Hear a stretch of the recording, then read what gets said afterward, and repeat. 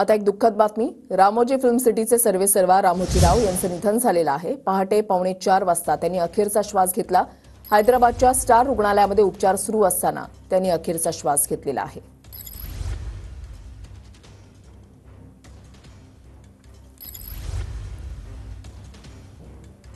रामोजीराव यांचा अल्पपरिचय आपण पाहूयात। रामोजीराव यांचा जन्म 16 नोव्हेंबर 1936 साली आंध्र प्रदेशच्या कृष्णा जिल्ह्यामध्ये मध्यमवर्गीय कुटुंबामध्ये झाला। आशिया खंडातील सर्वात मोठी फिल्म सिटी असलेली रामोजी फिल्म सिटीची स्थापना त्यांनी केली।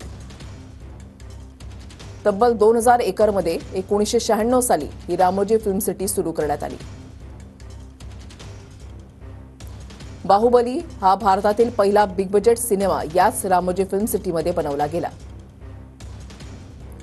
रामोजीराव यांनी 70च्या दशकामध्ये इनाडू या वृत्तपत्राची सुरुवात केली।